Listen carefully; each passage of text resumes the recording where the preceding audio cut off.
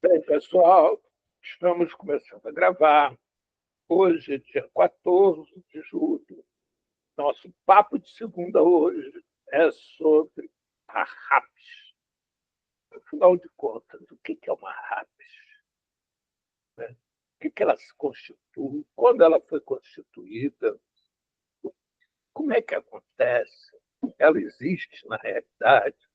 Qual a importância de uma RAPS num programa de inclusão social do Estado? Como operar um programa de inclusão social sem uma RAPS? Será que é possível? Tudo isso, a Sandra hoje está aqui para a gente conversar com ela e falar. Sandra, a bola está contigo. Tá, então vamos lá para compartilhar aqui. Gente, é o seguinte, eu vou colocar aqui uns slides, eu não vou ficar lendo os slides, não, é só para vocês irem acompanhando, eu não só vou comentando, tá? Não vai ser chato, não, eu prometo. Vamos lá, aqui, compartilhar, aí tela inteira. Tá, aí onde é que eu procuro para compartilhar? Aí onde é que Não, eu agora procuro? você pura e simplesmente vai abrir o site que você quer mostrar. Sim, eu Não, quero abriu tela inteira, foi em tela inteira. Aí tá, já agora está você em tem tela que inteira. clicar. Não, agora você tem que clicar, você vai ver aí no mesmo lugar, você vai ver uma seta, um desenho de monitorzinho. Aí você clica nele. Tá vendo? Mas isso é na Desenho de tela, monitor. não é embaixo, não. É na Não, tela. eu sei. Não, aqui o que eu vejo aqui, ó, depois eu botei em tela inteira, tá tipo minimizada a nossa telona Isso, aqui. então, é ali no minimizado que você tem que clicar. Eu clico aqui, Isso, no minimizado. Aí você vai ver que a tua tela vai embaralhar tudo. porque como é que a apresentação está aqui no computador? Eu sei, Sandra. Calma, olha só. Clicou? Cliquei. Espera aí. Ó. Aí você vem aqui, clica em tela inteira, certo? Tela inteira, Aí vai certo? aparecer ela toda preta, a tela inteira. No meio tem um quadradinho branco, aí no meio tem um outro Tá. preto, no meio tem um quadradinho branco. Você clica em cima do teu quadradinho branco. Espera aí que não está, eu tô clicando, mas não está indo. Então, Vou pegar o... não, você só pegar com o mouse, vai lá e clica ali. Eu vou pegar o mouse. Vou pegar o mouse. Então, peraí.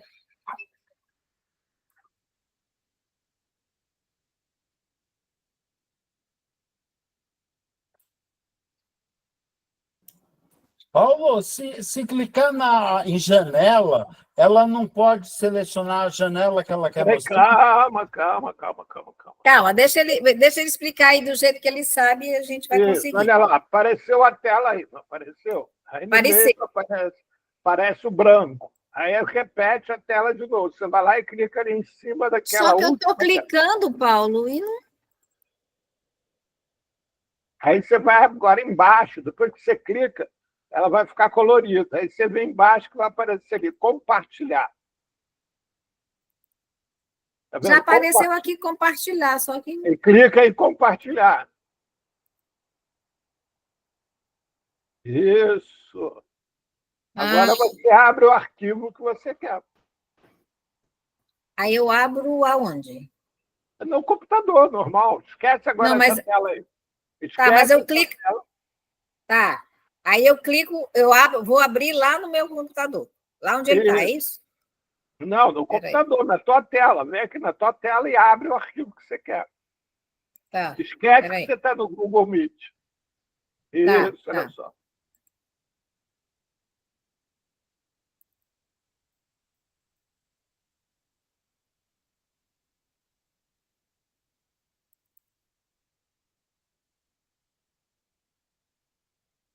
Foi? Isso, agora clica para ficar em tela inteira.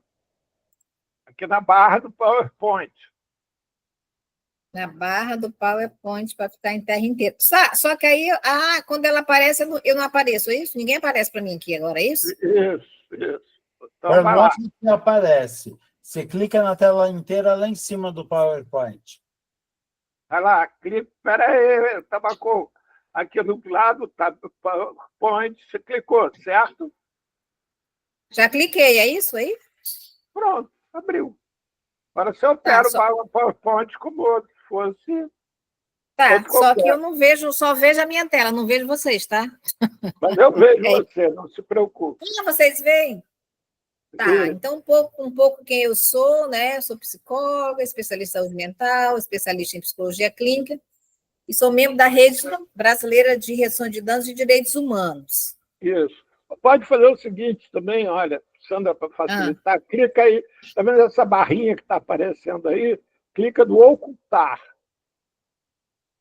não é porque eu coloquei ele, na verdade, em tela inteira, mas como é que é o nome daquele negócio que tem Isso, um então. Mesmo na tela inteira tem uma Ah, barrinha aí. ocultar. É verdade, ocultar. Isso, Ok, pronto, pronto, continue. né? Então, esta sou eu. Aqui só para fazer uma contextualização, tá, gente? Porque para até chegar na Ratos, né, tem uma história, né? Então, é o seguinte, existe era um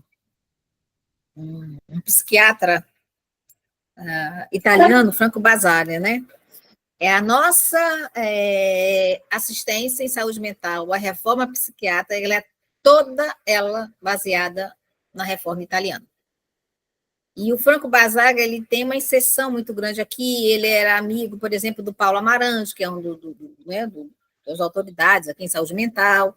Depois que morreu a esposa dele, continuou o trabalho, e ele, né?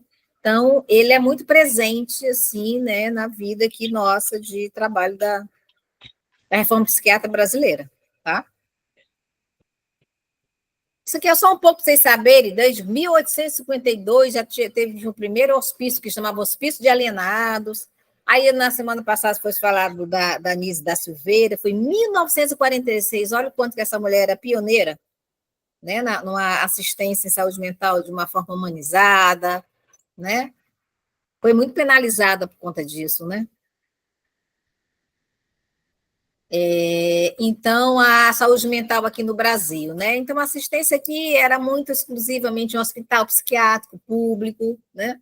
Depois foi criado o NPS, então todas essas mudanças, né, acabou fazendo convênios também com clínicas privadas, e é o que foi chamado de mercantilização da saúde mental, né? Aí, na década de 70, começa alguma diferença, né? Internação em enfermarias psiquiátricas em hospital geral, tá?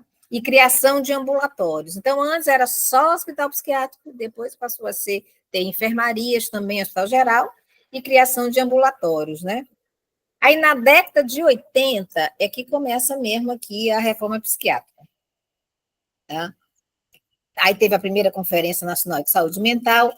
Em 87, foi antes da portaria, depois eu vou falar mais adiante, já tinha os CAPs e NAPs. NAPs não existe mais essa nomenclatura. NAPs, na época, significava que era um serviço 24 horas. Então, mas hoje, já faz tempo que não existe mais essa nomenclatura. Então, como é que começa essa reforma no Brasil, né? Como eu falei para vocês, do psiquiatra Paulo Amarante, em 1978, mais 2 colegas do Centro Psiquiátrico Pedro II, que é no Rio de Janeiro, que é o mesmo local onde outrora trabalhou a Nisa Silveira, tá? Eles decidiram denunciar uma série de violação aos direitos, né, humanos das pessoas que estavam lá internadas, né? Então, a denúncia eles escreveram e 263 profissionais assinaram, né? Aí nascia o movimento da luta antimanicomial, né? Só que 10 anos mais tarde é que isso transformou em um movimento da luta antimanicomial. Então, assim, eles foram todos demitidos. Imagina o que é demitir 263 pessoas por estar querendo fazer uma assistência humanizada, respeitando os direitos humanos, né? Aí, em 88, né, desde a partir de 88, comemora-se o Dia Nacional da Luta Antimanicomial, porque teve uma passeata em Bauru, encontro de trabalhadores, e com todo o movimento que estava acontecendo no país. Então, eles resolveram que marcaram esse dia, né, e essa data como Dia Nacional da Luta Antimanicomial. Então, no Brasil inteiro, há vários eventos, enfim, relacionados a esse dia, cada serviço, cada município faz a sua programação. Qual que é o objetivo dessa reforma psiquiátrica, né?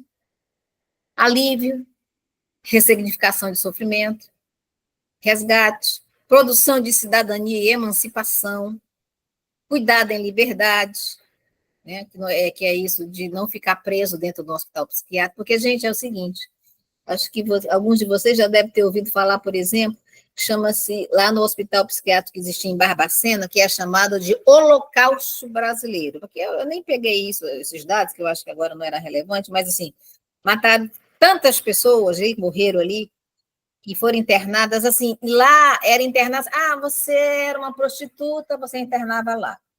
Você era órfão, mas só se internava nesse lugar.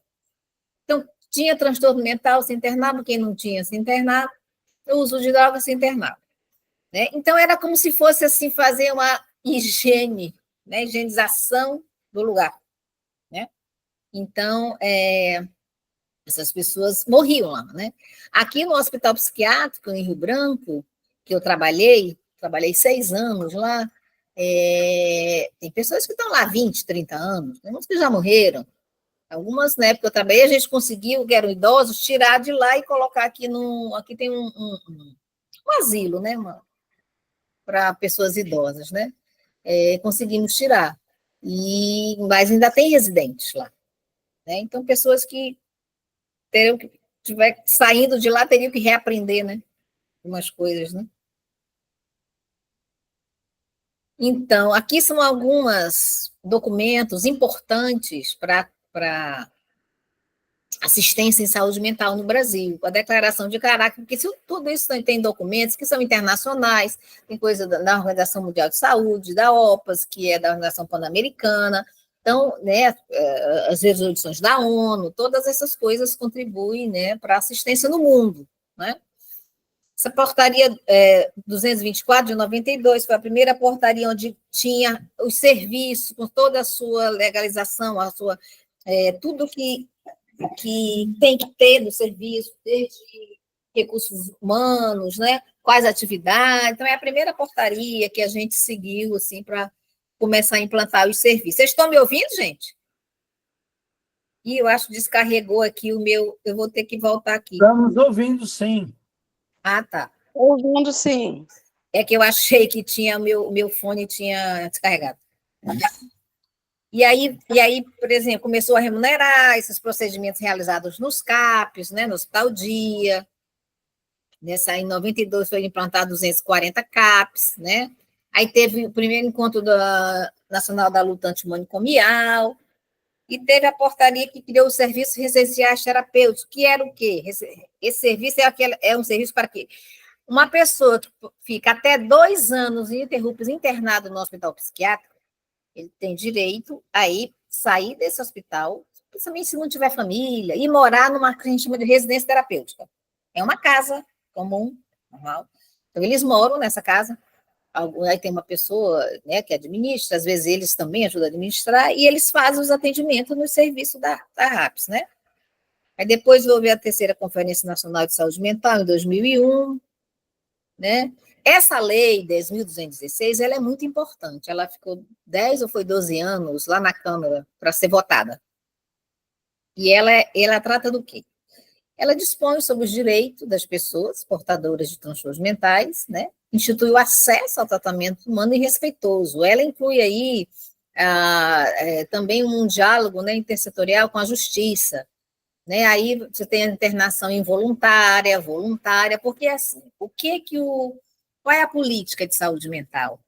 Esse cuidado em liberdade nesse serviço, que mais tarde vocês vão ver aqui da RAPS, né? Internação só em último caso, quando depois se tentou várias coisas, às vezes a pessoa não tem um suporte familiar, né? A pessoa está com algum tipo de perigo para si ou para terceiros, né? E aí é que interna, aí você tem que comunicar a justiça, né? Então, ele propõe o cuidado através da reinserção na sociedade, né? E fim gradativo dos manicômios, porque, assim, uma crítica que se ouve, né, a gente, que eu sou uma pessoa militante, mas as pessoas vão ficar desassistidas, imagine o que é agora só ter CAPs, centros de convivência, né? Então, assim, existem a lei e tudo foi pensado. né? Então, assim, é uma coisa progressiva, por exemplo, desativar os leitos dos hospitais psiquiátricos, mas é assim, desativa leitos, cria-se os serviços, né? Ninguém vai deixar as pessoas assim à toa na vida, né? Então, cria-se os serviços, aí, por de longa internação em hospital, cria-se as residências terapêuticas, a pessoa passa a ter o atendimento no CAPS, no centro de convivência, né? Então, a gente não é responsável assim de criar uma coisa, tirar uma coisa e não colocar outra no lugar. Acho que essa é a ideia, né? E aí, essa portaria é de 2002. Essa portaria também foi super importante, que após, né, a implantação desses novos serviços que vão pertencer à RAPS, aí aqui diz como ela tem que funcionar, quantos profissionais tem que ter, que atividades tem que ter. E aí estava com uma coisa que a gente estava falando um pouco antes de começar, né? Na verdade, é assim: município, a partir de 20 mil habitantes, dá para implantar um CAPS. Não quer dizer que não possa implantar mais, né? Quer dizer que é a partir de 20 mil, que é um CAPS 1, que é um CAPS de menor complexidade, né? Aí, a partir de 70 mil até 200 mil, é CAPS 2, né? E acima de 200 mil, é um CAPS 3, que é o CAPS que funciona 24 horas, né? Municípios também, a partir de 200 mil habitantes, pode ter um CAPS infantil. E acima de 70 mil, pode ter um CAPS álcool e drogas 2. Porque o CAPS, depois vocês vão ver, os CAPS ele pode ser 1, 2, 3, o infantil, o álcool e drogas 2 e o álcool e drogas 3, que é 24 horas também. Bom, esse projeto é o projeto, outra coisa. Quando Sandra, essa pessoa. você poder Oi? disponibilizar os slides para a gente? Depois, sim, claro. E outra pergunta: tem o CAPS 1, 2 e 3. 3. Quando faz um CAPS 3, não precisa ter mais nem o 1, nem o 2, é isso? Ou é cumulativo? Pode ter. Ele Fica um CAPS viabiliza 1, um tudo. CAPS 2, um CAPS 3. Porque é o seguinte, tá. o CAPS 3 ele é mais complexo no sentido porque a equipe é maior, então ele é mais caro. Então, às vezes, pode ter um CAPS 3 e o 2 continuar, né? Não tem o menor problema. Então, assim, quando essa pessoa que está na internação saiu, foi morar numa residência terapêutica, ele recebe um auxílio financeiro, que chama Projeto de Volta para Casa. Quando se ele volta para a família dele também, depois de estar anos internado, ele também tem direito a receber esse incentivo. Porque a gente também falou na semana passada, muita dessa coisa, tem que qualificar os profissionais, né? Educação permanente. Então, assim, isso aqui é uma portaria que vai fazer o matriciamento de saúde mental nas equipes de saúde da família. Saúde da família é uma equipe que é do serviço de atenção básica, do centro de saúde. Então, é uma equipe de saúde mental que vai prestar, né, o matriciamento como se fosse assim, vamos colocar assim, discussão de casos, vai discutir com as pessoas que estão na atenção básica sobre saúde mental, né? Então, ela existe para isso. Eles vão dar suporte a essas equipes da atenção básica.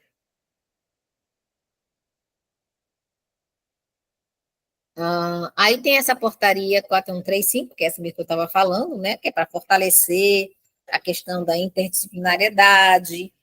Eles realizam esse encontro, pode ser semanal, quinzenal, né? Realizar um grupo de estudos, né?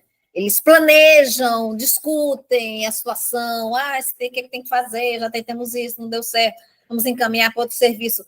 Pode ser serviço da rede de saúde, pode ser serviço da assistência social, pode ser serviço de cultura, tudo a equipe discute junto, né? Aí tem essa portaria que é das residências terapêuticas.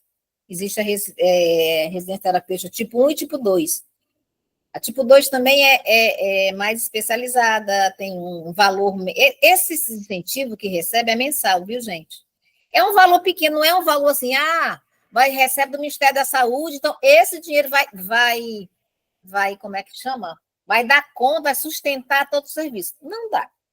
É para ser complementado. Na verdade, é para ser complementado entre as 3 esferas: federal, estadual e municipal. Né? Aí depois teve a portaria 148, 2012, leito de saúde mental em hospital geral, porque também, gente, eu não coloquei aqui, mas o que acontece? O que aconteceu em 2012? Se vocês lembram. Falava-se, né, na epidemia, que chamavam de epidemia do crack. Né? Epidemia do crack, não só lá em São Paulo, até aqui no Acre também. Então, foi uma coisa tão complexa, tão assim, que o Lula era presidente, e esse serviço ele era coordenado pelo gabinete do presidente da República. Não era pelo Ministério da Saúde, não era para a Secretaria sobre Drogas, né? Eu lembro que quando eles vieram aqui no Acre, tipo assim, veio uma missão. Chegaram no avião, passou lá da presidência, vários, entendeu?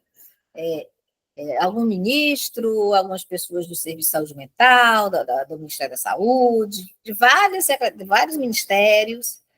Tipo, e aí a partir daí foi feita essas portarias todas e foram criados os serviços. Então, por exemplo, a partir de 2012, o CAPS AD pode passar a ser 3, ser 24 horas. Não existia o CAPS 3, 24 horas, passou a existir. O AD também, 3, 24 horas. Isso o leito de saúde mental no hospital geral, porque antes de chamar leito de saúde mental no hospital geral, só existia um serviço no hospital geral de internação, além daquelas enfermarias psiquiátricas, mas assim, para pessoas usuárias de drogas, que chamava Serviço Hospitalar de Referência Álcool e Drogas. Deixa eu voltar aqui, meu Deus do céu. Enfim, tá? Então, aí da assistência social, aí, Tabaco, que foi criado o consultório na rua, isso voltado às pessoas, né, em situação de rua. Foi criado a unidade de acolhimento. A unidade de acolhimento funciona assim. Vou falar depois, quando estiver lá, tá? Mostrar o serviço da RAPS. Foi criado, que mais da saúde? O AD3, o CAPS 3, a unidade de acolhimento, o consultório na rua e os albergues, né? Isso da assistência social, tá? E aí, a portaria da RAPS é a 3.088, de 2011, mas que a partir de 2012 é que ela passou a ser efetivada, tá? Qual é a diretriz? É uma rede de saúde mental integrada, articulada e efetiva nos diferentes pontos de atenção. Então, ele não trabalha somente com o serviço da saúde, o serviço da assistência social, serviço de cultura, geração de emprego e renda, com tudo que vocês possam imaginar. Né? A ênfase é no serviço de base comunitária, né? Atua numa perspectiva territorial, o que você estava falando, Tabaco? Só que, Tabaco, infelizmente, não dá para ter. Aí, porque aí em São Paulo tem essa coisa, né, de subprefeituras, né? Por exemplo, aqui no Acre não tem, e é pequeno para isso, mas aqui dava para pelo menos ter. E aqui a gente tem um rio, por exemplo, que divide a cidade, que dava para ter pelo menos uma subprefeitura aqui num distrito, outro no segundo, pelo menos isso, vamos dizer. Né? Mas nós somos assim, a cidade pequena, não tem, então, mas não dá para ter, porque existe também os serviços, ele a partir de uma quantidade de população, né? Respeita os direitos humanos, garante a autonomia, a liberdade e o exercício da cidadania, né? Isso é uma das diretrizes, mais diretrizes, garantido o acesso da qualidade do serviço, ofertando cuidado integral e assistência multiprofissional sob as lógicas interdisciplinar. Então, não é só colocar vários profissionais juntos, isso é multidisciplinar. Interdisciplinar é quando esses profissionais, nos seus saberes, né, eles fazem a sua interlocução, né, então, um pouco do que o outro faz, né, eu posso, né, também, alguma das coisas eu posso fazer, não tudo, né.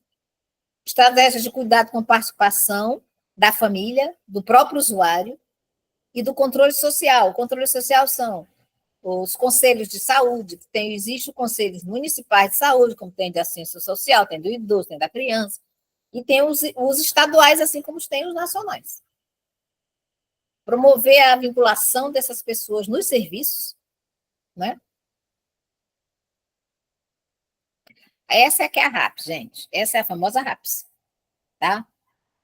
Olha assim, olha o tanto de serviço que ela inclui. Então, assim, na saúde a gente divide as coisas assim, né? São básicas, coisas mais complexas, né? Então, na atenção básica, porque assim, qualquer municípiozinho que seja, que tenha, sei lá, 10 mil habitantes, tem essa. Ai, meu Deus do céu, Sandra Ortiz. Tem unidade de saúde básica. Saúde da família, né, gente? Núcleo de apoio à saúde da família, que é o NAS, tá? Qualquer município pequenininho tem, menos isso. Aí os outros serviços, consultório na rua, que é para pessoa em situação de rua, unidade de acolhimento, que é aquilo que eu falei, como é que funciona isso aqui, unidade de acolhimento? Unidade de acolhimento, a gente costuma dizer que é um puxadinho do CAPS Álcool e Drogas. Por quê? CAPS Álcool e Drogas? Ih, gente, espera aí.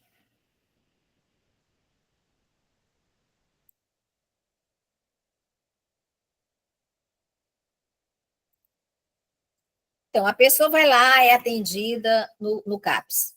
Vai lá uma vez por semana, 2 vezes, 3. Vai só uma vez por semana, às vezes só para pegar a medicação. Tem vários, né, dependendo do seu projeto terapêutico. E aí tem algumas pessoas que, ou em situação de rua, que aí não tem onde morar, ou às vezes uma pessoa que até tem a família, mas já, né, desfez esses vínculos e aí está complicado, entendeu? Ficar ali, ou até os que estão devendo ao traficante, e aí, né, tem que estar no lugar.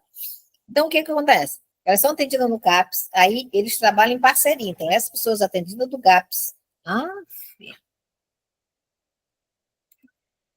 que precisam de um acolhimento no lugar para morar, que é transitório, pode ficar até 6 meses, eles podem ficar na unidade de acolhimento. Mas ele, assim, ele vai para dormir. Durante o dia, ele pode, por seu atendimento no CAPS, para qualquer lugar que ele quiser ir, se estudar, vai para o estudo, se trabalha mesmo na rua, sai e depois volta para lá. E temos os centros de convivência e cultura. Tá? Aí, agora, na atenção que chama-se psicossocial estratégica. Gente, esse negócio está saindo sozinho.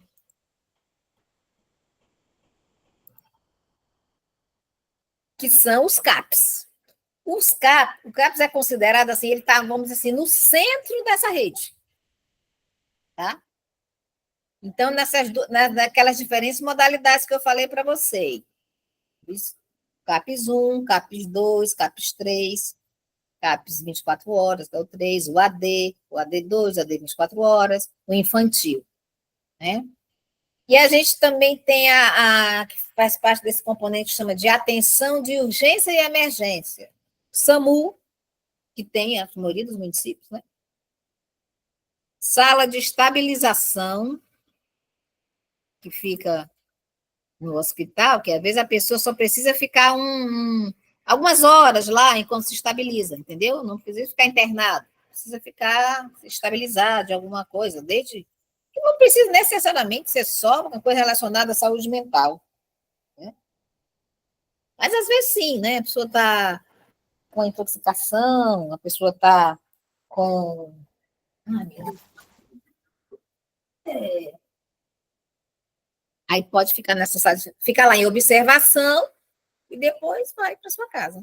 As UPAs 24 horas, tá? Aí, nesse componente de atenção residencial de caráter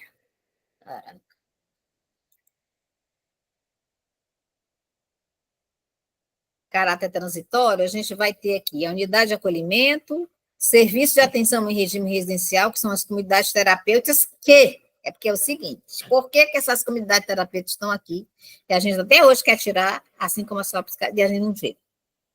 Porque uma comunidade terapêutica que também se adequar, estiver de acordo com as portarias e que tem uma resolução da Anvisa, que se ela quiser se adaptar, que muitas vezes elas não querem, elas podem receber esse recurso financeiro mensal que é da unidade de acolhimento. Saindo aqui. Tá. Aí, atenção hospitalar, que inclui as enfermarias, especialidade em hospital geral, são os leitos de saúde mental, né? Esse serviço de hospitalar de referência de drogas está aqui, mas eu não sei se existe especificamente ainda hoje. Aqui, por exemplo, existia, mas quando foi criado os leitos de saúde mental, esses leitos é tanto para a pessoa que, né, com transtorno mental, dependente ou não dos drogas, usar ou não, ficam nesses leitos, né?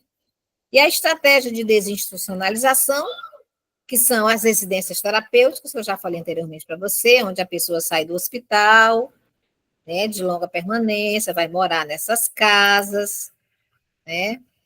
E a outra é o programa de volta para casa, aquele recurso que a pessoa recebe, né? Por ter ficado longo tempo internado.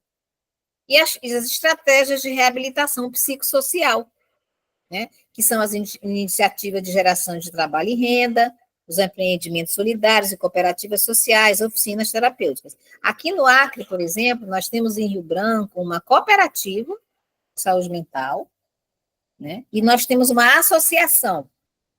A associação ela foi criada mais para a gente dar suporte aos centros de convivência e cultura aqui no Acre. Por quê? Porque os centros de cultura, há um tempo atrás, eles recebiam um recurso mensal. Depois não sei por que parou de receber. Aí agora já tem a portaria e tudo para receber. Mas, por enquanto, ainda não chegou por aqui, não, esse recurso do Ministério da Saúde. Né?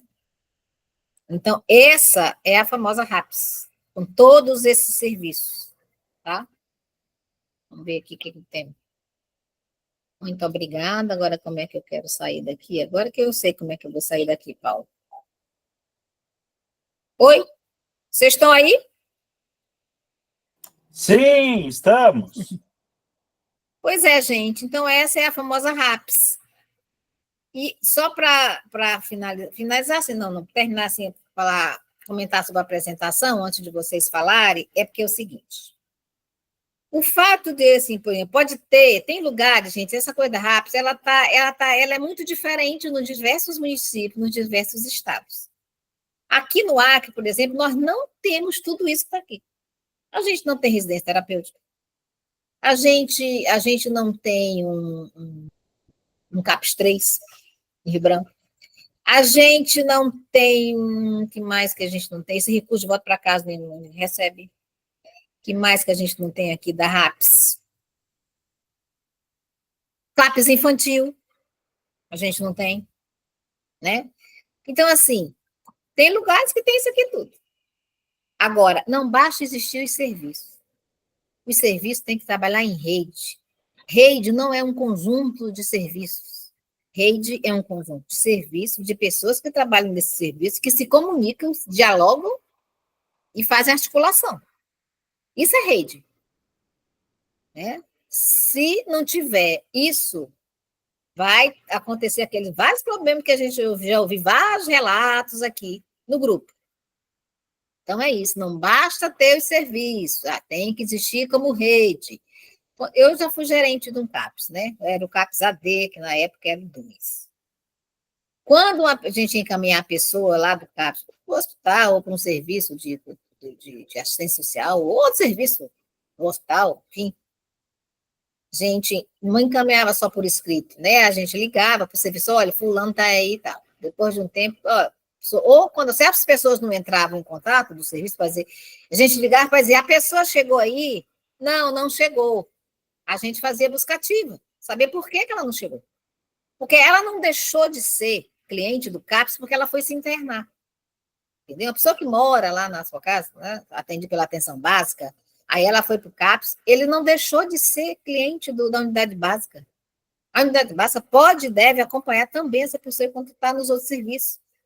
Então, se não tiver essa articulação, aí realmente acontece aqueles monte de problemas. E eu acho que faltou, para finalizar mesmo, faltou eu falar que para isso que tudo existir de uma forma realmente eficiente, né, existe os trabalhos de supervisão. recentemente, há 2 meses atrás, a Fiocruz, né, através do Ministério da Saúde, eles fizeram um edital, né, para onde esses CAPs se inscreviam no projeto para se cadastrar para receber esse recurso de supervisão. Na época que eu era gerente, teve também um edital, que a gente pagava uma pessoa para fazer essa supervisão.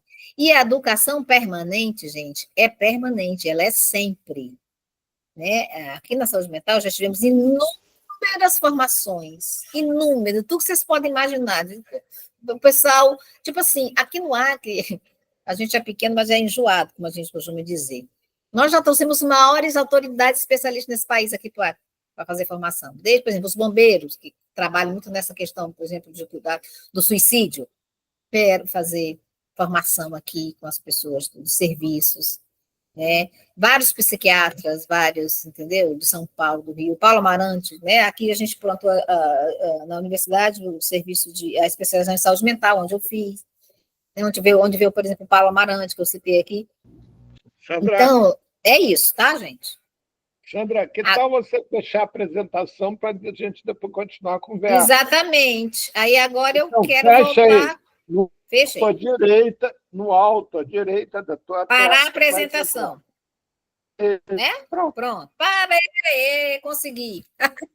Consegui. Oh. Deu para entender, gente, direitinho?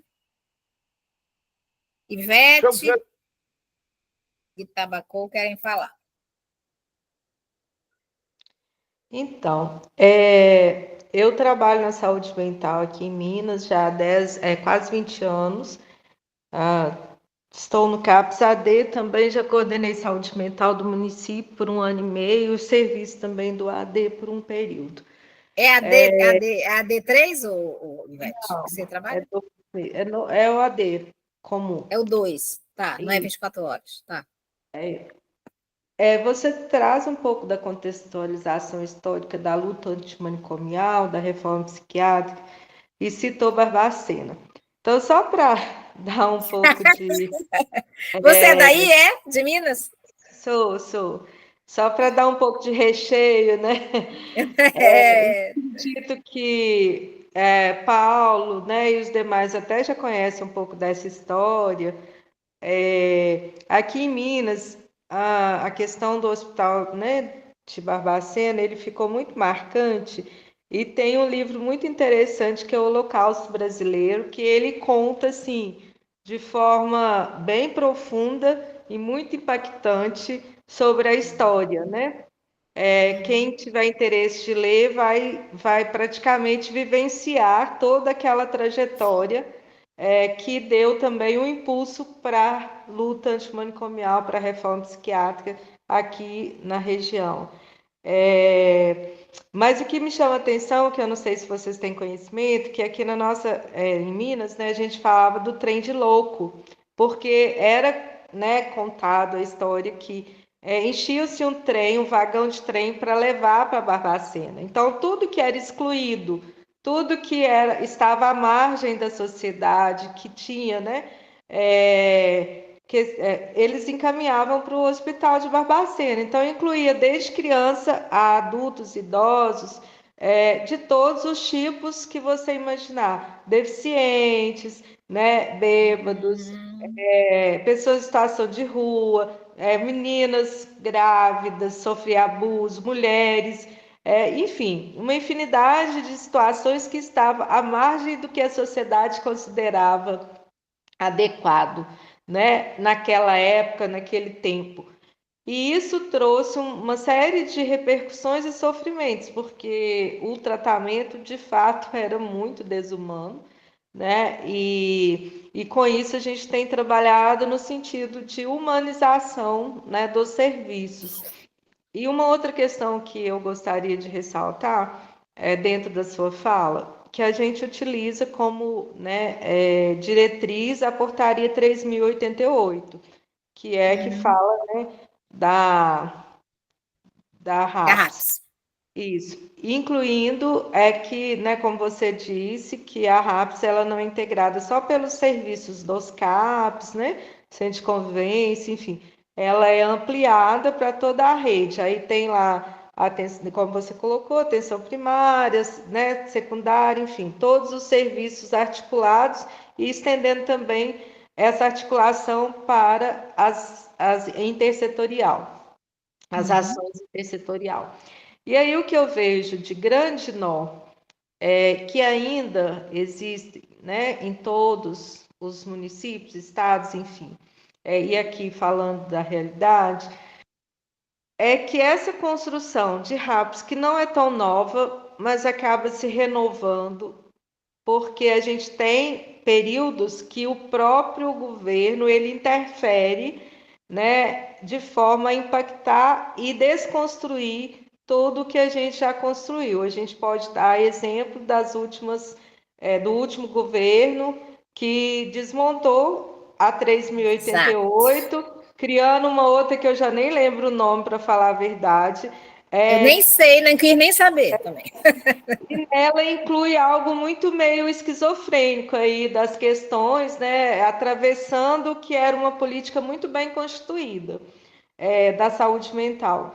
Agora, de fato, a implantação destes serviços vai depender muito de município para município, de estado, mais de município para município, porque cada município tem suas peculiaridades, tem também a questão do território, da dimensão territorial, porque tem a quantidade, né, de habitantes para ter determinado dispositivo, a realidade e demanda daqueles municípios e, principalmente, o interesse político na implantação desse serviço, que às vezes é o que a gente esbarra em grandes problemas por causa desse interesse. Até porque esse serviço tem recursos, tem verbas, mas ele precisa ser implantado, ser viabilizado recurso do próprio município até vir a verba federal. E muitos municípios não querem isso.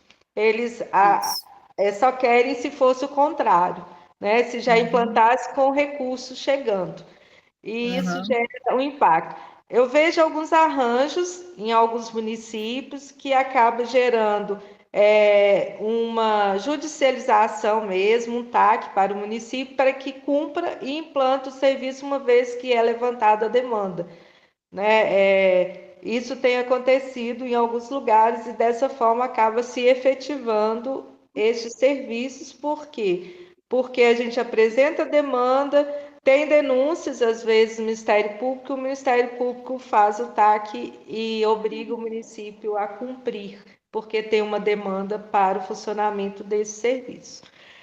E uma outra questão também, né, como você falou, eu, né, ressalto assim, às vezes a gente percebe, e na maioria das vezes as equipes, né, através das conferências, através das reuniões de RAPs, a gente vai avaliando que precisamos ter mais dispositivos para somar, né, dentro das demandas daquele serviço, e de fato a gente nem sempre vai conseguir avançar, né? E aí a gente tem que buscar mesmo esses recursos que é o apoio até do judiciário nesse sentido.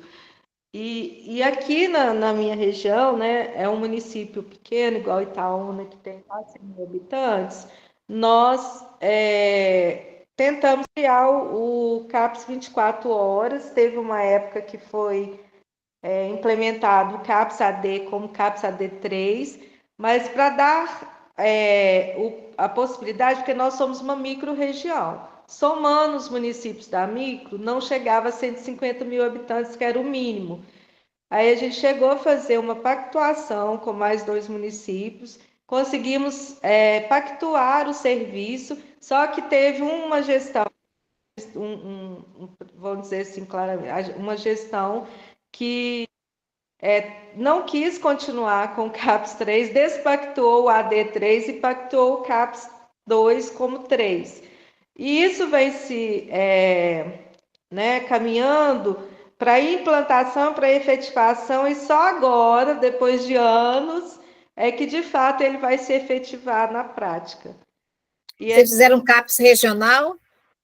O CAPS 3 municipal, só que na micro. né? Nós temos uma micro aqui. O município que eu trabalho, a saúde mental, ele é micro-região. Então, assim, a gente esbarra em algumas dificuldades que está relacionado com o interesse político-administrativo de gerir e de deixar que esses serviços aconteçam. E aí, somado a todos os impactos que a gente tem, né, de governo federal, estadual, a gente encontra algumas limitações, né, para a efetivação do serviço. Então, é uma luta diária. A saúde mental, a gente fala que nós somos da resistência, né, da persistência, da resistência, porque a gente tem que estar sempre lutando para manter o cuidado e liberdade, né? Inclusive, com a entrada das comunidades terapêuticas e a pressão muito grande desses serviços aliados a alguns interesses políticos, a gente acaba perdendo espaço, inclusive investimento, porque tem município que a Câmara, por exemplo, ela destina verba para as comunidades terapêuticas, mas não destina para dar um suporte para os serviços que existem no município. Então, a princípio, o que eu queria apontar, né, dentro da rede, essas questões que você salientando alguns pontos, que são desafios, sem contar também que as equipes às vezes modificam, então a gente tem que estar sempre voltando à educação permanente. Aí começa, a equipe está engrenada e muda-se equipes em alguns lugares, e isso vai Ivete, trazendo. eu vou só pedir para você concluir, porque temos por exemplo, 2 pessoas inscritas. Desculpa. Mas é Nada, isso. muito legal. Quem gosta de trabalhar nessa área, assim, a gente se empolga, né? Tabacoa, segundo se inscreveu. Pode falar, Tabacoa. Eu queria perguntar, você não quer comentar o primeiro da Ivete e depois comenta tudo? Acho que pelo menos fala 3 pessoas, aí a gente comenta, né? O que eu gostaria de saber quantas pessoas têm em situação de rua em Rio Branco, para poder fazer uma analogia. O meu bairro aqui está muito mal dimensionado o serviço, porque são 72 mil pessoas, não tem CAPS. Tem uma UBS, tem um POT, que é Projeto Operação Trabalho, que seria o CAPS encaminha para esse POT. Mas não tem, o CAPS que encaminha é do bairro vizinho. Quer dizer, devia ter um CAPS aqui. São 72 mil pessoas, tem umas pessoas em situação de rua. Então, eu queria saber, em Rio Branco, quantas pessoas são em situação de rua e se você podia me fornecer uma lista dos equipamentos que vocês têm e os profissionais que têm nos equipamentos. Essa lista? O que eu tenho é assim, é porque na portaria 336, lá diz quantos profissionais tem que ter. Tantos níveis do superior, nível médio, que atividades tem que ter, né?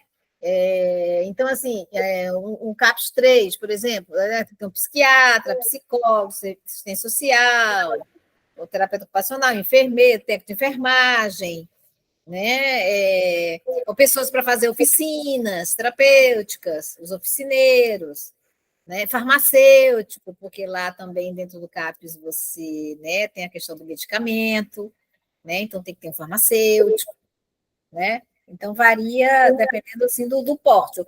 As atividades são sempre as mesmas, o que muda é a quantidade de profissionais. O porte, quando vai aumentando, né? Só muda a quantidade de... E o valor do recurso, claro, né? E o valor do recurso. O 3, né, o 24 horas recebe mais, né? E a distância entre os equipamentos? O que é razoável a pessoa em situação de rua andar para encontrar apoio? Aqui tem... Aqui, se eu não me engano, a gente tem em Rio Branco, parece que 400 pessoas em situação de rua. Não tenho certeza, mas a última vez que eu era lá, em Rio Branco, né? Em Rio Branco. É uma cidade pequena aqui, né? Não é uma cidade muito grande. Dá para ir. Proporcionalmente, São Paulo tem mais pessoas, tem quase Sim, 1% da pois população em situação de rua. então, assim, aqui é uma cidade pequena, dá para eles se movimentarem pela cidade sem grandes, né, sacrifícios, vamos dizer assim. Né? Mas eles ficam muito mais, assim, no centro da cidade, né? No centro da cidade tinha um centro... eu esqueci de falar do Centro Pop, acho que eu não falei, Centro Pop, que é da assistência social, ficava no centro da cidade. Aí teve toda uma pressão, mudou o secretário, enfim, tiraram o centro, porque como eles ficam mais no centro da cidade, tiraram de lá e botaram. Está uma maior confusão. O Centro Pop não está mais funcionando como deveria, porque o Centro Pop é para ser. Além, não é só chegar e subir a comida, entendeu? Ele pode ir lá tomar um banho, ele pode ir lá lavar a roupa dele. Deveria, né? Centro de socialização. Não, chama Centro Pop. É um serviço da assistência social. Mas, pelo que você falou, esse Centro Pop é igual o que fecharam aqui em Santo Amaro, que só tinha um para a subprefeitura inteira. Para 270 mil pessoas de população, tinha um centro de socialização, que era bem esse Centro Pop. Eles podiam tomar banho, tinha refeição, ficava no centro de Santo Amaro. E os comerciantes em volta reclamaram e fecharam o setor, mas não abriram outro na periferia. Exatamente. Então, você aí, nesse seu lugar, né, de conselho lá, que você me falou que tem, esses conselhos é que tem que pressionarem, sabe? Eu vou com carga total amanhã, mas eu queria munição. Tá. Então, deixa o Adilson falar, eu respondo aí você, Ivete, mas não sei se eu respondi tudo que o Tabaco perguntou. Deixa o Adilson falar e aí eu respondo. Olá, boa noite para todas, todos e todos. Eu entrei um pouco atrasado Boa aqui. Boa noite, Adilson. Que eu estava em outra reunião também, que eu terminou mais cedo, eu entrei aqui um pouco, mas a gente já discute muito que é rede, faz conferência, né? E o que a gente está discutindo muito é que, ultimamente, através da privatização do SUS e da rede de atenção psicossocial pelas organizações sociais, as políticas públicas, público-privado, né, as parcerias, elas têm deteriorado, né, bastante a rede. E esse ponto daí que você falou sobre a canalização, a drenagem do dinheiro que era para investir, que é para ser investido na rede de atenção psicossocial, sendo drenado pelas clínicas chamadas CTs, e agora ganharam o nome de clínica de cuidado, né? Sempre eles vão se reinventando, dando outro nome, outra roupagem, para poder pegar o dinheiro público. E, por incrível que pareça, financiada lá pelo MDS, né? Que é um ministério que não poderia financiar essas políticas. Eu vi hoje um texto no Instagram lá do pastor Henrique Soares, do Rio de Janeiro, do PSOL, de uma expensão que eles fizeram recente, o mês passado, final do mês passado, no Rio de Janeiro, e teve lá uma clínica que tiraram, acho que umas 60 pessoas ou mais, que estavam fazendo trabalho semi-escravo, né? E tinha um análogo à escravidão, e tinha também, assim, local insalubres, né? As fotos tá lá no Instagram, e eles conseguiram reverter agora o contrato também via o MDS, uma comissão especial, acho que da Câmara Federal, porque ele está presidente da Frente Parlamentar Mista lá da Câmara Federal, da saúde mental antimanicomial e da política de álcool e outras drogas, né? Mas é uma em meio a milhares que tem espalhada pelo Brasil afora. as que ele chama legal e as que estão de forma clandestina. Fecha num canto, abre em outra. Quer dizer, isso é um trabalho para uma força nacional conter, né? De tanto avanço que ela está tendo. E assim, o que é que a gente vê na rede? Eu estou num grupo também discutindo o GAN, que é a gestão autônoma dos medicamentos, e também é de ouvidores de vozes, e do Movimento Nacional de Pessoas Usuárias e Familiares. O que a gente ouve, por exemplo, tem um usuário que está no tratamento familiar, precisa de algum medicamento que é contínuo, não tem, está faltando, aí tem que tirar. Quando tem benefício, ainda comprar. Eu até passei uns contatos do Ministério da Saúde para entrar em contato com o Ministério da Saúde. Porque assim, o próprio Ministério da Saúde, não sei, eles falam que tem a autonomia dos entes, mas o dinheiro é repassado do Ministério da Saúde também para os municípios gerir de forma humanizada as redes e o Estado, o que não tá sendo. Faltando medicamento, aí não explica para o conselho, não explica para o usuário porque não tem o medicamento e a pessoa fica sem comprar. Então, onde tem um usuário fazendo vaquinha virtual para poder ter o medicamento, para comprar o medicamento, para não interromper o tratamento, né, de certos problemas que não pode ter tratamento interrompido na saúde mental. Porque a gente sabe que o medicamento ele leva em torno de 18 a 20 dias para começar a fazer Perfeito. efeito. Quando interrompe, quebra todo o tratamento. E daí que tratamento interrompido a pessoa está tendo na rede em alguns serviços e em estados, para não generalizar, de saúde mental. Fica aí essa pergunta, né? Agora, a organização pensada no princípio era ótima, é linda, eu falo que é maravilhosa, para as pessoas que não têm condição de pagar convênio particular, que não têm condição nem de alimentação direito, imagina, para pagar convênio um tratamento particular, né? Então é o Sistema Único de Saúde que deve dar esse sistema humanizado, né? E está tendo muita falha devido a essas questões de privatização, de PPP, de parceria público-privado, de desvio do dinheiro público para outros fins, né, que não é a saúde mental antimanicomial. O Léo, ele fala, o sociólogo lá da Brasme, ele fala que é drenagem, né, e várias matérias de dinheiro público para outras finalidades que não é a rede de atenção psicossocial, tá? Então, fica aí um pouco do que a gente reclama, chora, chora, chora o tempo todo, né? E quem vai ganhando é sempre quem tem o poder. E são milhões de reais envolvidos nessa política, né? Não é pouco dinheiro. Obrigado. O Edno, deixa eu só falar uma coisa aqui que eu acho que é importante assim.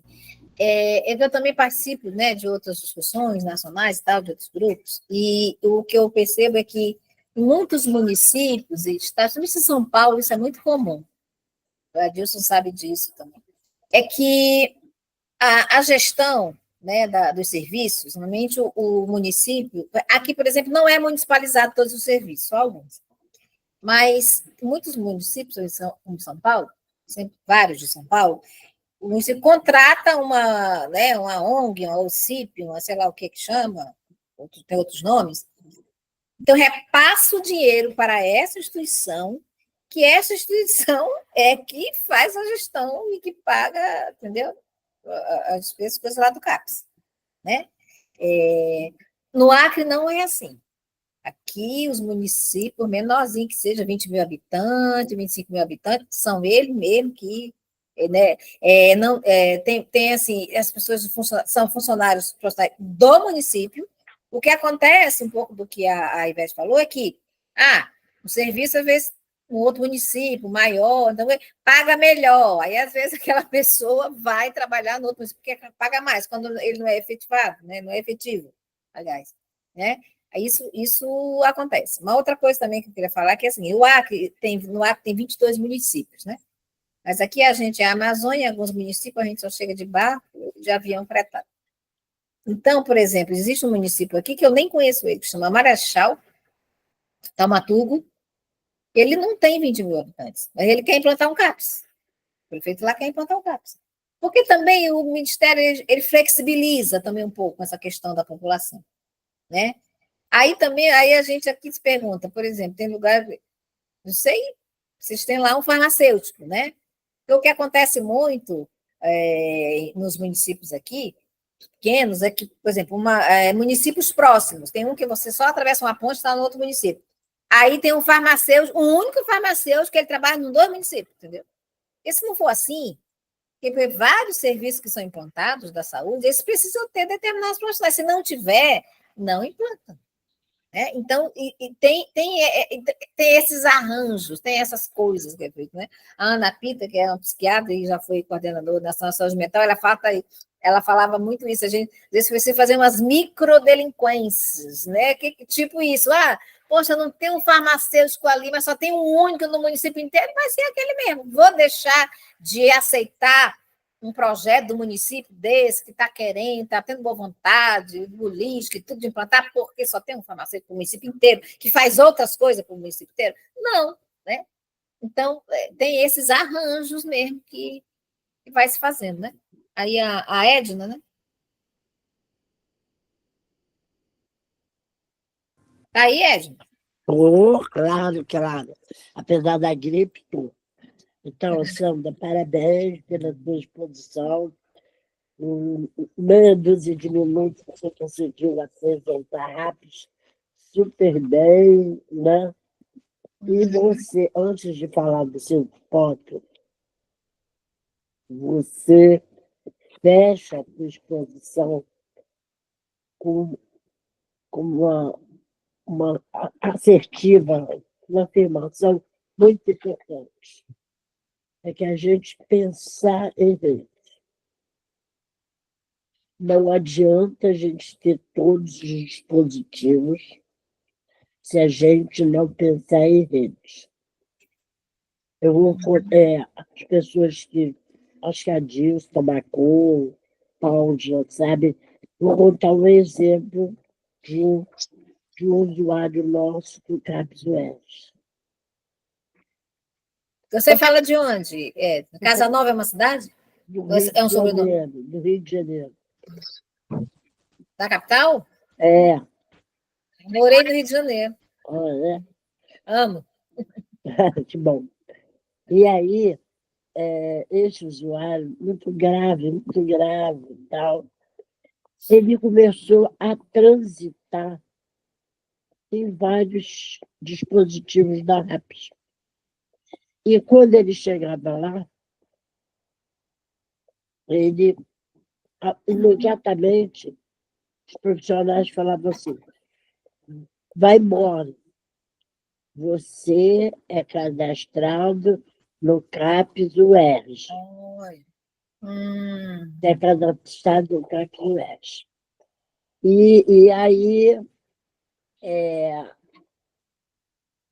ele ficava muito revoltado, ia para o CAPS-UERJ e tal, mas ele voltava para os outros dispositivos.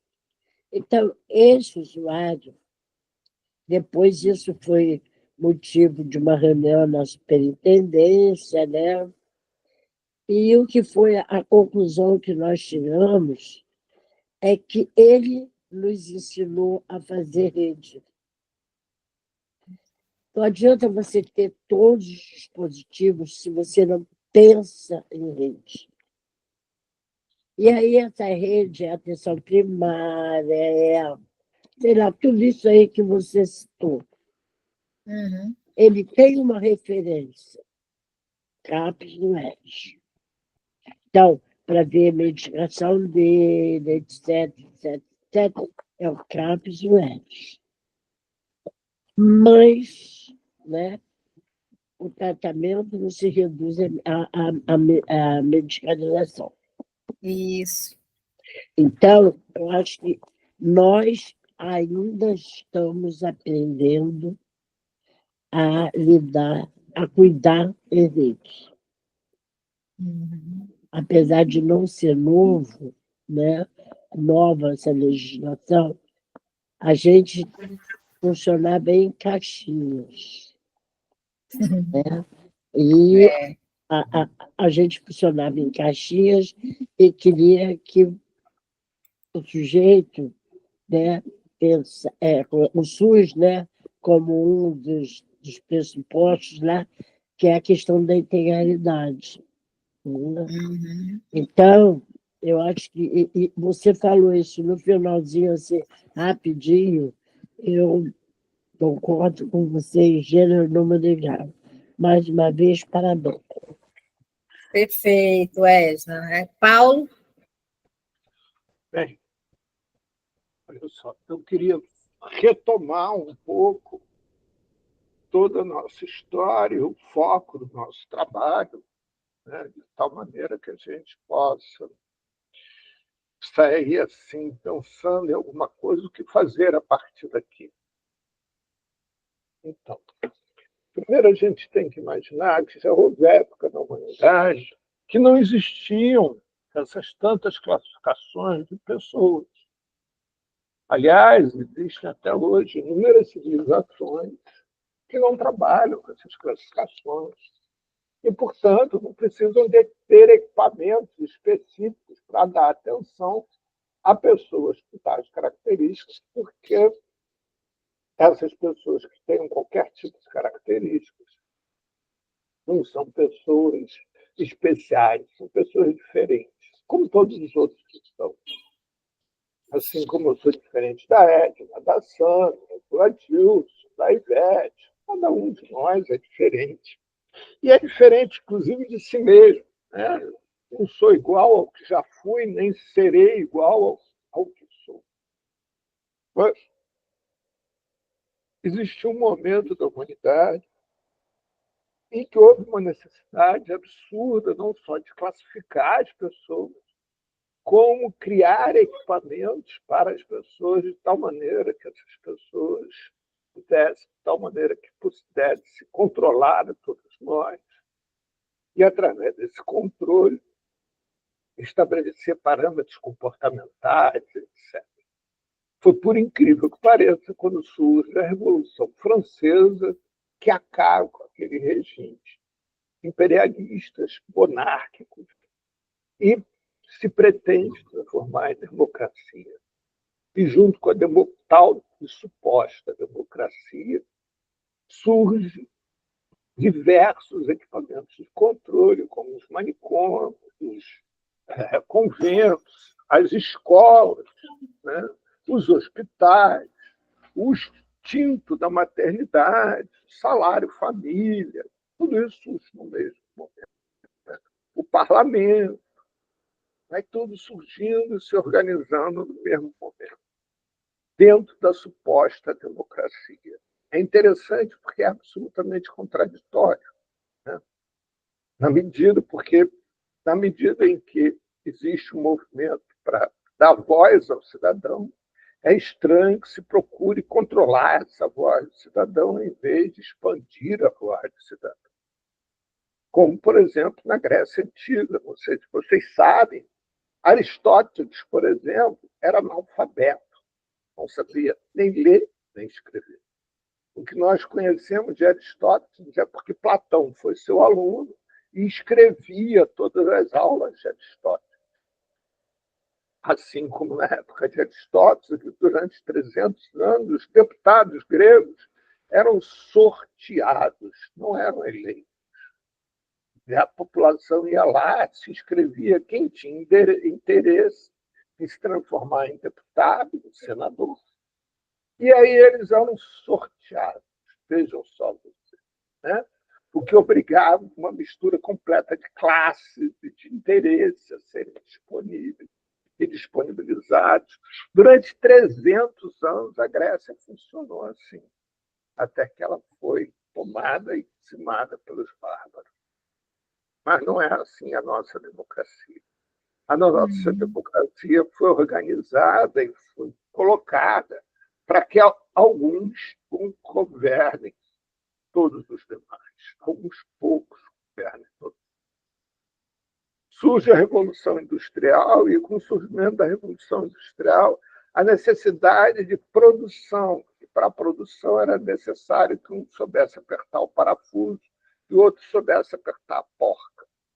Então, aquelas classificações se tornam mais rígidas ainda. E agora, o que antes era divisão de classes, por diversos outros fatores, passa também a divisão de funções. Quais seriam as funções mais importantes e as menos importantes? E, ao mesmo tempo, com o surgimento da Revolução Industrial, se reafirma um movimento em que foi transformar o que até ali regia os costumes da população, que era a religião, e deixar com que a igreja cuidasse dos pobres e daqueles que não serviam ao regime industrial, e o Estado cuidasse da população, para que essa população servisse aos empresários, a nova classe dominante. Deixa de ser os nobres, os burgueses, e passa a ser os empresários. Né? Acontece que, ao surgir os empresários, surgem os interesses financeiros que começam a se transformar em cada vez mais preponderantes. E aí passa a ser a importância do indivíduo, passa a ser a partir do que ele é capaz de produzir, ganhar, dos lucros que ele é capaz de gerar. Todos os outros setores da humanidade vão ficando em segundo plano, porque se torna importante exatamente a questão financeira. E aí os recursos naturais vão avançando até que chega um determinado momento que surge a guerra, já baseada em alguma tecnologia. E aí a tecnologia começa a ser cada vez mais importante, a ciência se transforma em algo fundamental, porque começa a surgir regimes ideológicos que vão contra o capitalismo. E para acabar com esses regimes ideológicos e transformar as ideologias, as utopias, em algo que não sejam tão importantes, é necessário que surja a ciência, né? Para substituir a tudo isso que poderia ser vago, que poderia ser só utópico. Tudo isso vai caminhando e cada vez mais essa elite vai se transformando em algo preponderante na humanidade. Essa elite vai se concentrando poder e renda em torno delas, e a humanidade passa a ser dividida em, pura e simplesmente, aqueles que servem aos interesses da elite e os que não servem aos interesses da elite. Os que não servem aos interesses da elite ou são adoecidos ou criminalizados. E, com isso, surgem esses lugares de contenção desses, que não servem aos interesses da elite, ganham vultos enormes, ganham importância enorme, como cadeias e os manicômios. Porém, os manicômios começam a encerrar também membros da elite. Eu vou citar para vocês um exemplo de uma ex-paciente minha, que era oriunda de uma família muito rica, né, e que não conhecia a sua mãe, porque o seu pai dizia que a sua mãe havia fugido de casa e abandonado as filhas com ele. Só que todo o dinheiro dessa família vinha da herança da família da mãe. O pai era filho de classe média, a mãe é que era filha de família bastarda. E a filha vem fazer terapia comigo, e através da terapia ela começa cada vez mais se sentindo empoderada, contrata um advogado esse, que contrata um detetive, e no final da história descobre que a mãe estava internada no manicômio, que era, inclusive, aqui no estado do Rio de Janeiro. E, para todos os efeitos, era dito para a mãe que a família dela havia abandonado lá, que as filhas não tinham procurado, etc. E ela vivia dopada o dia inteiro. A filha, quando descobre a mãe, resgata a mãe, tira a mãe do manicômio, interrompe toda a dopação da mãe, e com isso o pai vai acabar na cadeia. Mães eram de uma família de muita elite, não era pouca elite, e muitos recursos financeiros. Né? O pai, obviamente, logo depois sai da cadeia. Então, como os manicômios começam também a ter membros da elite no seu interior, é necessário que se acabe com o manicômio. Mas como acabar com os manicômios, se sem os manicômios, o que faz com todos aqueles que diferem das elites? Principalmente aquelas pessoas que temem em discordar da elite e preferem, inclusive, alguns deles, a irem viver nas ruas do que se submeter aos desígnios da elite, a consumir substâncias psicoativas, né, sem submeter aos desígnios e às ordens da elite. Daí vão surgindo outros equipamentos. A reforma manicomial no Brasil é fruto de uma luta linda, de poucos heróis, né, e que muitos benefícios trouxe a todos nós, é sufocada pelos interesses, de novo, das elites. Surgem as comunidades terapêuticas, inspiradas nas comunidades terapêuticas inglesas da Segunda Guerra Mundial, que tinham outra finalidade completamente diferente. E aqui no Brasil, elas são, em sua grande maioria, administradas por igrejas, supostas igrejas, né? São, na realidade, empresas.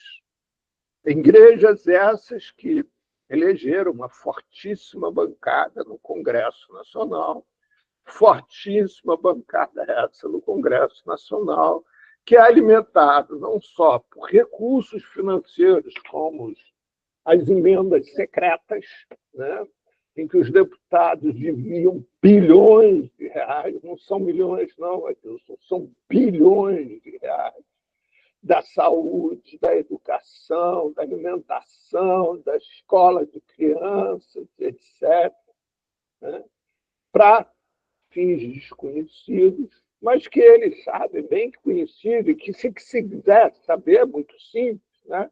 Que é só você pegar o imposto de renda de um parlamentar e ir seguindo aquele imposto de renda dele e ver como é que ele enriquece, de repente, sem ganhar na loteria, sem nada, e ficar rico.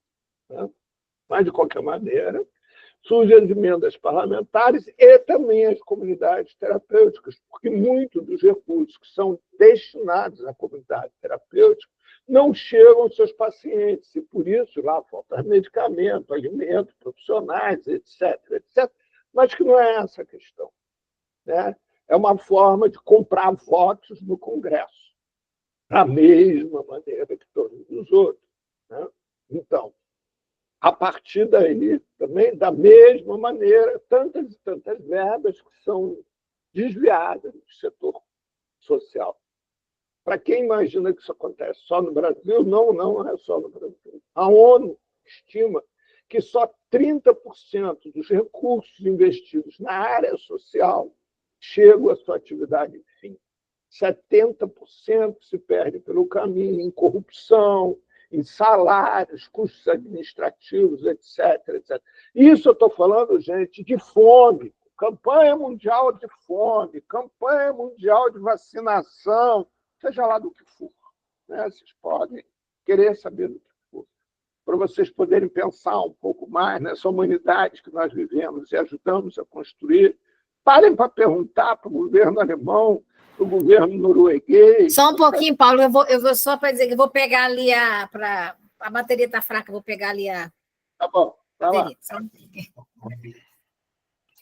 Mas, como eu estava dizendo, né, parem para perguntar para todos esses governos que defendem toda a sustentabilidade, que são governos que têm os índices de felicidade mais elevados, ou para o governo dinamarquês, né, que tem o menor índice de corrupção da humanidade, o que eles fazem com o lixo atômico deles?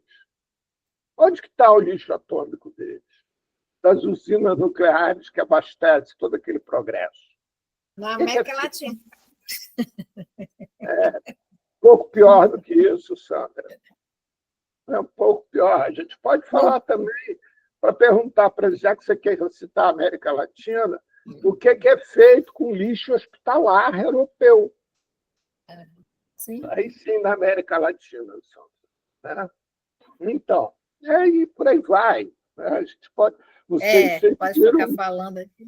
Uma empresa norueguesa foi multada há pouco tempo por ser a maior poluidora da Amazônia. Né? Então, assim, chegamos a esse momento atual. Né? Esse momento atual em que é o seguinte, a partir dessa luta heróica dessas pessoas com a reforma manicomial, né, surge o seguinte, bem, uma pessoa está presa, contida num manicômio, como Barbacena, por exemplo, que matou em torno de 60 mil pessoas. Um manicômio matou 60 mil pessoas. Né? Sabe quantas pessoas foram presas por causa disso no Brasil? Nenhuma. Sabe quantos médicos tiveram CRM cassado? Nenhum. Sabe quantos psicólogos tiveram seu CRT cassado? Nenhum. Mas foram mortos 60 mil pessoas. Bem, vamos lá. Então. Pois é, aí estava aqui a Ivete, o Tabaco. Eu não sei se a Edna não baixou a mão da outra vez, ou se ela quer falar de novo. André, eu sei que eles querem falar, mas eu estou concluindo.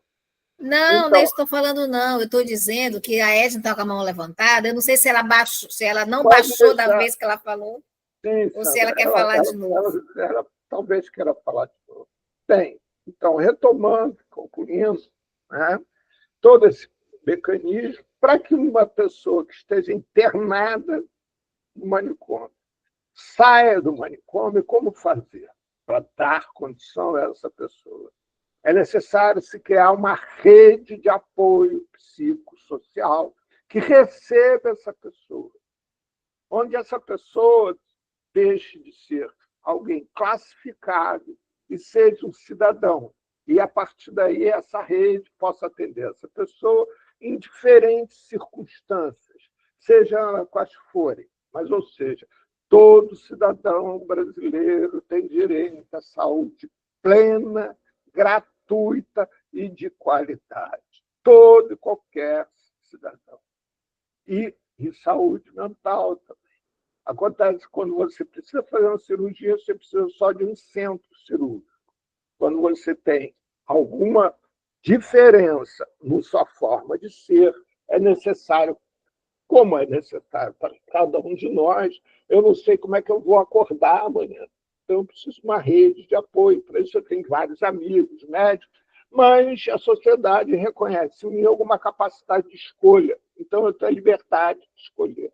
Para aqueles que estão em diferenças da forma neurológica, né? Ou seja, estão em sofrimento, qualquer coisa assim, teríamos que ter uma rede de apoio psicossocial. E, para isso, são criados diferentes equipamentos. E equipamentos esses, cada um tem uma designação, mas todos eles deveriam ser elos de uma mesma corrente que propiciassem essa cidadania a esses sujeitos de tal forma que eles possam ser constituídos e serem reconhecidos como tal, como sujeitos de fato. O que nunca aconteceu. Né?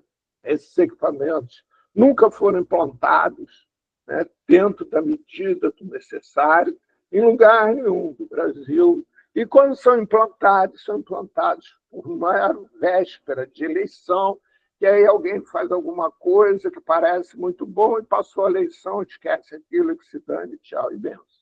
Então, isso é uma rede de atenção psicossocial. Mas o importante, o fundamental disso para cada um de nós, não é se o equipamento foi implantado ou não. É o conceito. Ou seja, mesmo que a gente possa e a gente vá atuar, né, num lugar que não tenha mais nada, é necessário, se você quer atuar com um divergente neurológico, que você crie uma rede de apoio, né? Rede de apoio seja para você, rede de apoio seja para o seu paciente. O que quer dizer isso? Quer dizer isso que eu tenho o meu consultório terapêutico, onde ele vai ser atendido. Mas eu sei que aquela pessoa todo dia vai de manhã à padaria. Então, eu vou até a padaria, converso com as pessoas que trabalham na padaria, que se eles perceberem que existe alguma coisa com aquela pessoa em algum momento, está aqui meu telefone, você pode me ligar. E aí eu começo, não adianta eu querer, por exemplo, atender assim, com essas características, sem atender, por exemplo, a família, né? E a família poder atuar em consonância com todo o projeto terapêutico construído com aquele indivíduo para aquele indivíduo.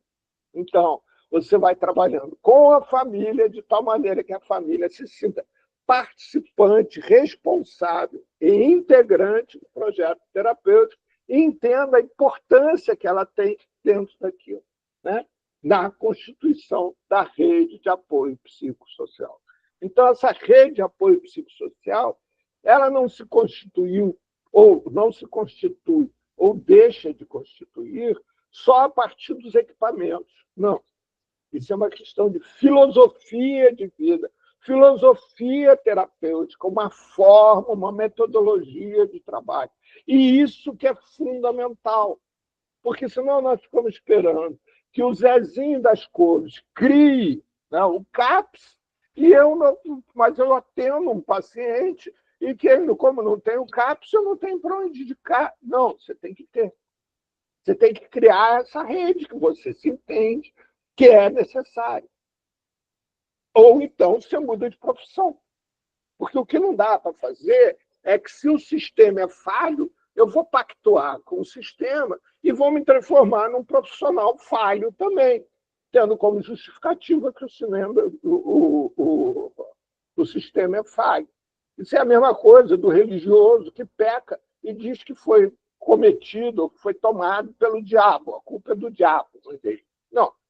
Né? Então, essa rede, vou repetir e encerro por aqui, essa rede de atenção psicossocial, ela é fundamental no trabalho permanente com as pessoas que estão em desconformidade com o que desejam o comportamento da elite. E, a partir daí, é fundamental você ter essa atenção e dar essa atenção. E, para terminar, também com aqueles que estão, né, em conformidade com o comportamento da elite, eu, por exemplo, se eu estou atuando com alguém, né, sou nomeado por essa pessoa como seu psicoterapeuta, eu vou querer saber se ela tem médico, se não tem médico, se tem... Faz toda uma anamnésia para poder, com o passar do tempo, e na medida que eu vou ganhando uma relação de confiança com essa pessoa, e fazendo contato com os outros integrantes dessa rede de apoio, de tal maneira que nós possamos trabalhar integrado. Ok? Vai lá, Sandra, contigo mesmo. Então, porque estava escrito a Ivete Tabacou. Você ainda quer falar, Ivete? Mas, na verdade, é rapidinho. Quer dizer, só ouvindo a Edna falando, eu não sei se tem a ver com o exemplo que eu vou dar aqui, se eu entendi bem a fala dela. Como você mesmo já mencionou, quando a gente fala, né, de CAPS AD, CAPS tipo 2, enfim, a gente vai fazendo uma divisão até entre o tipo de público que a gente atende ali, né, dentro da política. O AD para usuários de álcool e outras drogas, o 2, transtornos mentais graves, enfim. Mas isso não quer dizer que entre um e outro não tenha as duas coisas. Sim. E aí, existem algumas discussões, em alguns momentos já foi até polêmico, se eu estou falando da minha experiência, de ficar aquela questão, usa bebida, usa álcool, alguma outra droga, é CAPS-AD. Não, tem transtorno, é CAPS-2. E aí a gente chegou, às vezes, a alguns embates nesse sentido, porque é difícil você entender, às vezes, o que vem primeiro, né?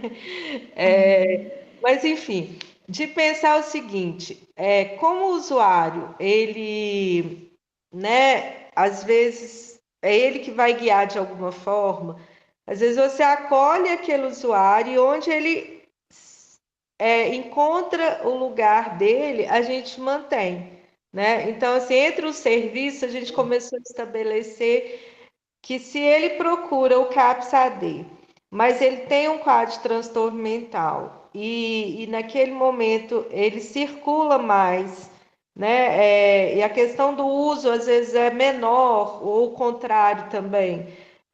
Se ele se sente acolhido e naquele momento aquele lugar ali é o lugar para ele, às vezes a gente faz alguns combinados de acompanhar, né, aquele sujeito naquele espaço, de acordo com onde ele está vinculado. Assim, acontece com o outro.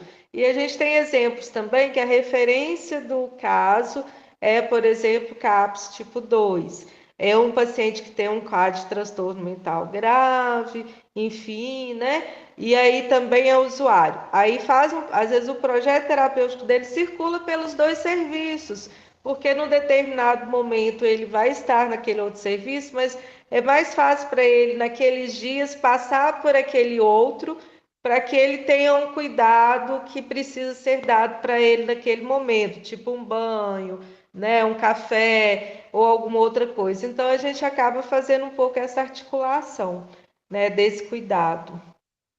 Perfeito, é isso mesmo. No projeto terapêutico e na rede, nos diálogos entre os serviços, né, você vai vendo, né, junto com o usuário, né, qual a melhor forma.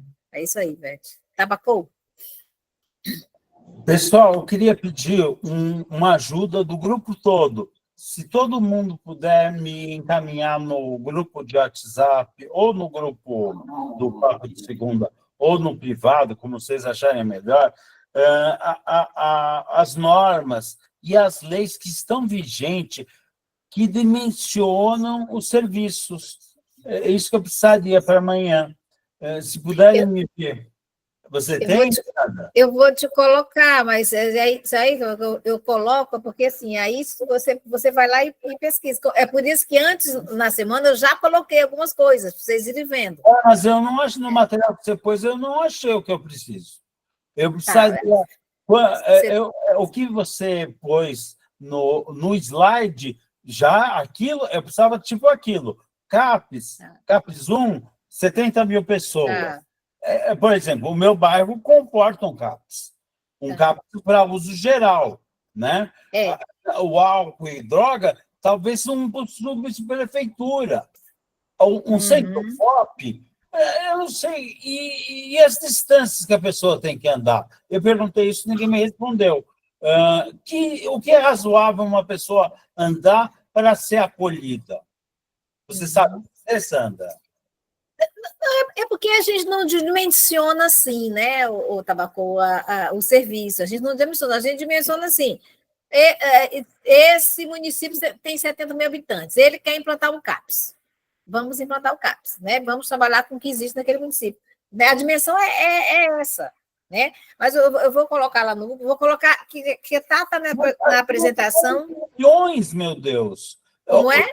O bairro tem 70 mil, então comporta um CAPS. Pois é, mas aí é aquele local, que, como aí é por subprefeituras, é que tem que reivindicar e lutar para isso. Mas aí que está, tem uma referência do que eu tenho que reivindicar. Eu acho, na minha opinião, eu tenho que reivindicar um CAPS, um centro POP, as pessoas têm que conviver, elas têm que ter direito a tomar um banho, tem que ter um lugar aberto com banheiro 24 horas. Você tem aí banheiro 24 horas? Os serviços tem sim. Eles Aqui podem tomar banho. também. Senão, a pessoa vai Uhum. usar.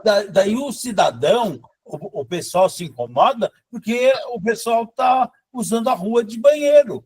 Mas não tem Sim, banheiro. sim. Tá. Eu posso te colocar que eu vou disponibilizar a apresentação e algumas portarias, que aí você tem que ver na internet, procurar que lá vai descrever o serviço. Tá bom? As atuais, as vigentes, porque tem muita coisa assim que depois eu descubro que tem uma outra lei que revogou aquilo que eu estou lendo. Né? Não, Se essas você puder, portarias o estado existem. vigente vai me ajudar muito. Então, todo mundo que puder me mandar material para dimensionamento do equipamento tipo, Uhum.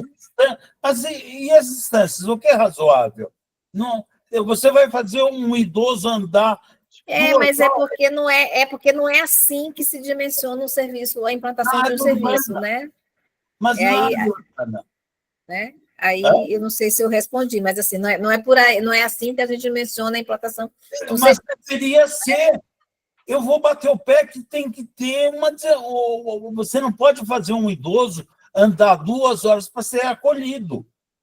Né? Se a Uhum. pessoa ainda tem transtorno mental, ou se a pessoa tem problema com drogas, como é que ela vai andar 3 horas? 2 horas? Uhum. Não pode. Tem que ser no máximo 40 minutos. Sim. 4 É, quilômetros. tá bom. Antes, porque acho que está para terminar também aqui, falta 10 minutos. Eu acho que antes do Edilson você falar, Edilson, depois o Paulo, eu queria falar de uma coisa que ficou da semana passada, porque a partir daí que o Paulo me convidou para falar, eu não sei se foi o Alexandre, acho que foi o Alexandre que colocou, né? É assim, porque a gente vai contar uma situação que passou por vários serviços, ninguém resolveu, né, a situação dele.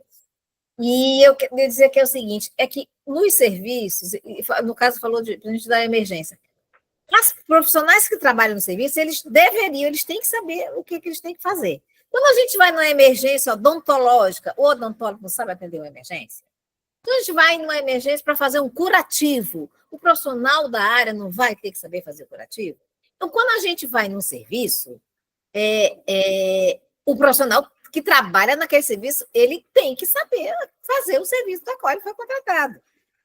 Isso eu acho também super importante. E assim, eu vejo muito, né, os discursos dos profissionais, das pessoas, é porque tem muita gente, é porque nós somos poucos, e é muito paciente, aí acaba transformando um serviço só ambulatório. Vão lá, atendo, 12 pacientes, um médico, um psicólogo também, até 12, não sei o quê, 12 pessoas, sabe? Aí, mas tem tantas outras opções, e inclusive dentro das portarias disso. Por exemplo, atividades de grupo, por exemplo, né? É uma coisa que existe muito, né? Outra coisa, eu quero deixar uma sugestão, Paulo, que a gente podia trazer um serviço, né, onde tenha, né, seja considerado um serviço, né, bom, eficaz. Eu sugeriria um serviço aqui do Acre, porque eu conheço, né, que é em outro município, que é o segundo maior município daqui do Acre, que é Cruzeiro do Sul, que é o Capitnauas, né, faz um trabalho de excelência. Eu acho, se não for ele, se alguém também, né, quiser trazer, eu acho que seria importante, mas assim, um serviço que funcione muito bem. Funcionar muito bem não quer dizer que não tenha problema. Sempre existem problemas, né?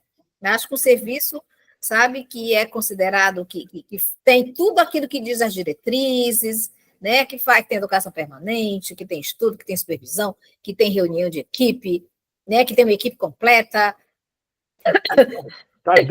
Desde já está convidado. Você pode convidá-lo. Eu vou entrar em contato. Segunda-feira do mês que vem.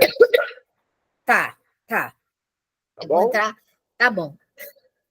E aí eu acho que o Adilson, né? O Adilson, antes, porque senão vai acabar aqui o tempo, né? Sim, O Adilson. eu tenho um organizado agora para o Tabacou sobre as portarias agora, porque teve umas que foram modificadas, manteve pedaços, né? E está modificada.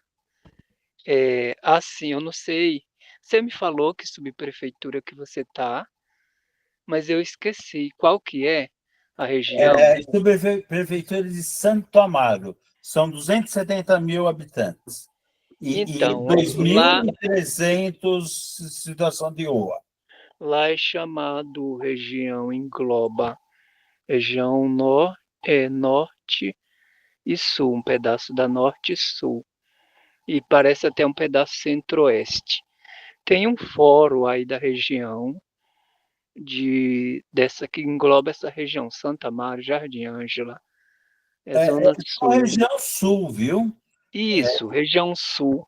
Aí, mas que assim, na divisão, pega parte de outras regiões. Depois eu converso com você no PV para não atrapalhar aqui o tempo aqui. E tem um compilado de portarias já na nova gestão agora do governo atual. Acho que eu tenho ela, eu vou te mandar também, e até o e-mail lá do Desmad também, para pedir atualizações, tem telefone e tudo. Adilson, coloca também no grupão aí, essa portaria compilada. Sim, eu coloco o link. Então, não na portaria, é a 3.088, 2011, que ela determina os serviços, como deve ser, todos, né? Saiu uma de 2017, que era a nova política nacional, 3588/17. Ela foi repristinada pela gestão atual do governo federal, Ministério da Saúde, o DESMAD atual, os pedaços. E tem outra portaria, e já veio outra, é uma portaria atrás é uma pilha, né? E são várias portarias com novos programas, a educação na rede. Ai, meu Deus do céu, aqui tem uma cachorra. Quando eu estou falando, ela vem atrapalhar. Depois eu continuo falando. E a Rita, ela entra e quer ficar em cima de mim, não dá nem para me falar mais. Tchau, obrigado. Certo, Adilson. Aí, Paulo, encerre aí. Bem, pessoal, como todos puderam